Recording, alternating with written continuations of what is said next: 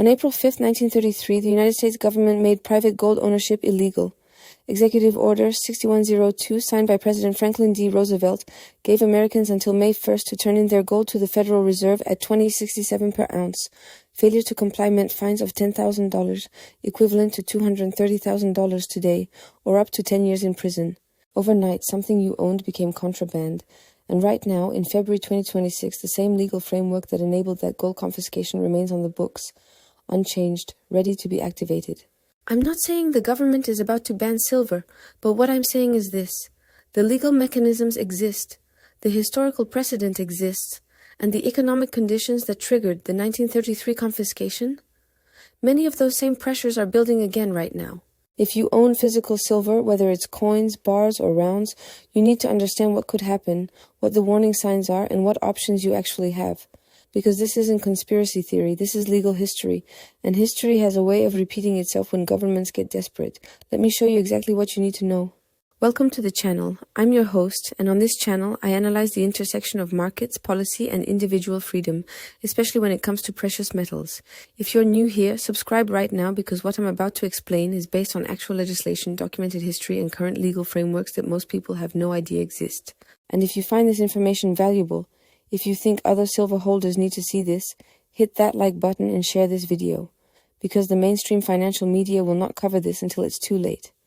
Now let me walk you through the legal reality of precious metals ownership in the United States, what happened in 1933, what's different today, and what you need to be watching for.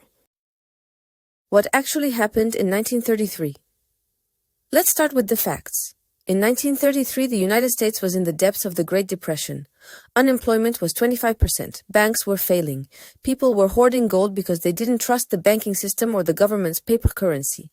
President Roosevelt faced a crisis. The government needed to devalue the dollar to stimulate the economy and make exports competitive, but it couldn't devalue while citizens could exchange paper dollars for gold at a fixed rate. So on April 5, 1933, Roosevelt signed Executive Order 6102. The order required all persons to deliver all gold coins, gold bullion, and gold certificates to the Federal Reserve by May 1, 1933.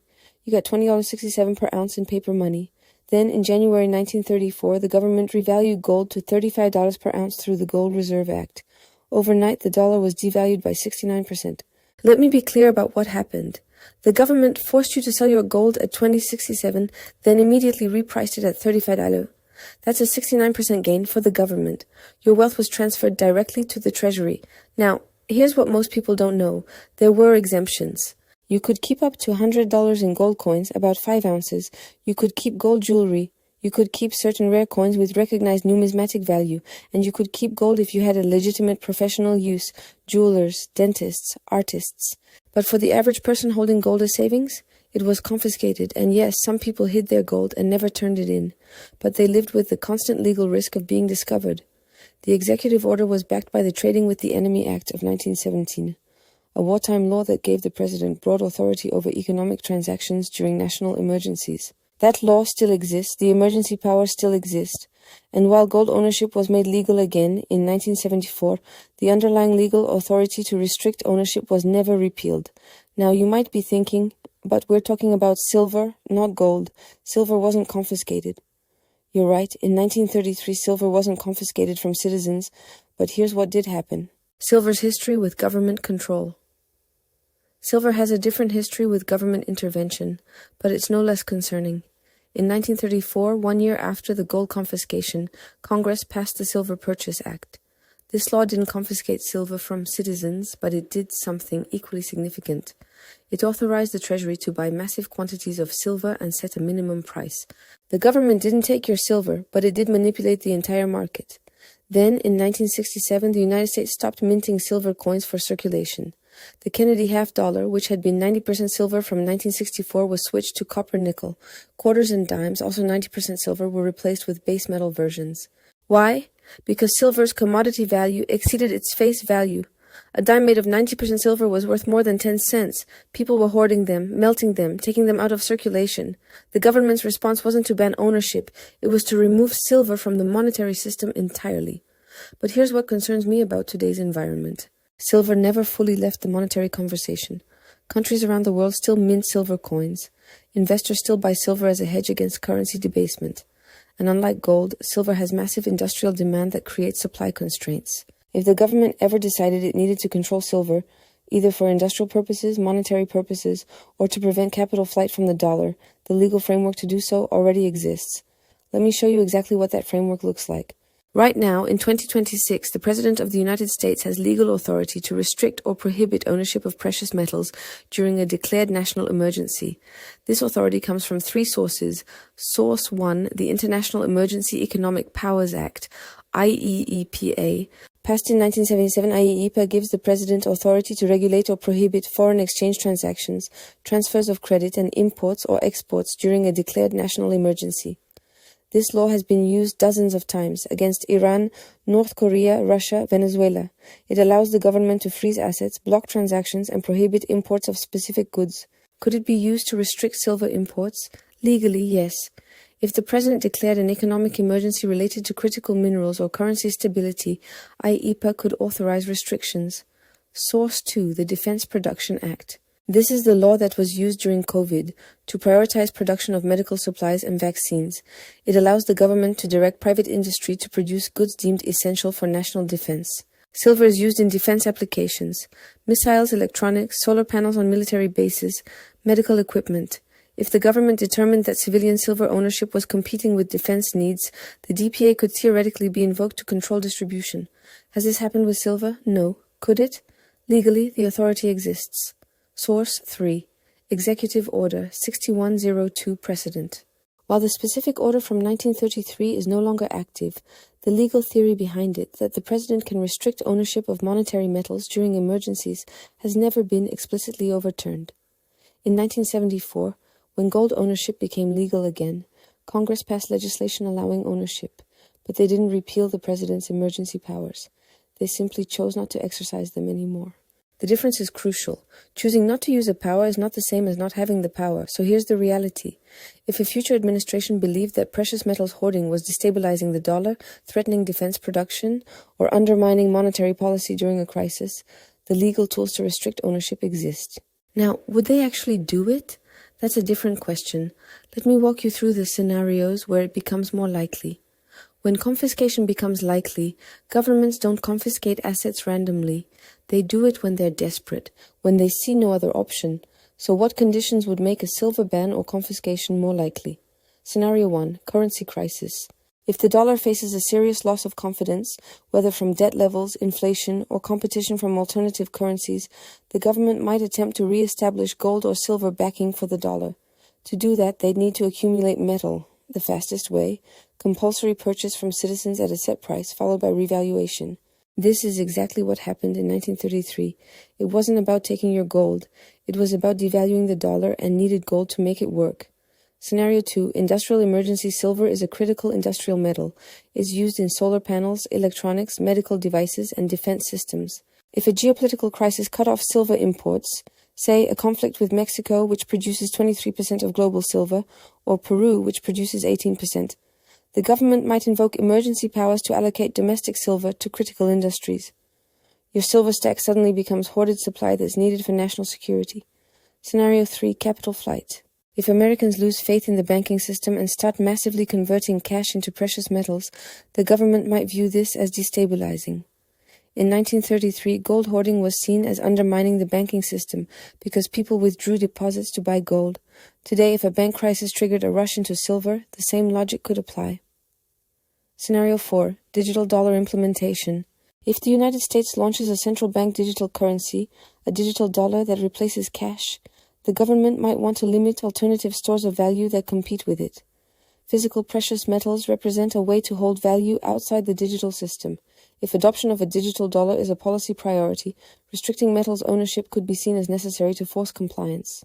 Are any of these scenarios imminent? No. But are they impossible? Also no. And this is why you need to understand not just whether confiscation could happen, but what it would actually look like if it did. What confiscation would actually look like if the government decided to restrict silver ownership, here's what you'd likely see. Phase 1, the announcement. An executive order would be signed, probably justified by a declared economic or national security emergency. It would be framed as temporary, necessary, and in the national interest. The order would give a deadline, likely 30 to 90 days, to turn in silver above a certain threshold. Just like in 1933, there would probably be exemptions for small amounts, jewelry, numismatic coins, and professional uses. Phase 2, the compliance window. During this period, citizens would bring silver to designated locations, banks, Federal Reserve branches, or government offices, and receive payment at a government-set price. That price would likely be below market value, but presented as fair compensation. In 1933, the government paid 2060 cents when market price was higher. Expect the same dynamic. Phase 3, the enforcement. After the deadline, possession of silver above the exemption limit would become illegal. Penalties would likely include fines and potential criminal charges for large-scale violations. Enforcement would probably focus on dealers, public sales, and large holders, not kicking down doors of individuals with a few tubes of silver eagles, but the legal risk would exist. Phase 4, the market reaction. If confiscation was announced, you'd see several things happen immediately. First, the premium on physical silver would spike dramatically. People would rush to buy before the deadline. Second, international silver prices would surge as global investors bought in anticipation of reduced supply. Third, underground markets would develop. People would trade silver privately, accepting the legal risk. Fourth, alternative assets, gold, platinum, cryptocurrencies, would see massive inflows as people diversified out of silver. Now, here's the critical question. What would you actually do if this happened? Your actual options. If silver restrictions were announced, you'd have limited time and limited options. Let's be realistic about what they are. Option 1. Comply. Turn in your silver, accept the government price, and redeploy into other assets. This is the safest legal option, but you'd likely take a loss if the government price is below what you paid. Option 2. Exploit exemptions. If the order exempts numismatic coins like it did in 1933, you could convert bullion into collectible coins before the deadline. Pre-1965 silver coins, graded coins, limited mintage coins might qualify. This worked for gold in 1933. Many people shifted into rare coins and avoided confiscation legally. Option 3. International storage.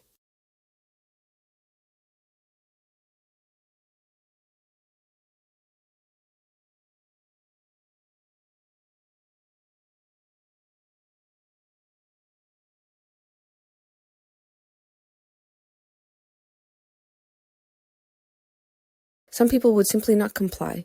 They'd hide their silver and take the legal risk. This happened in 1933.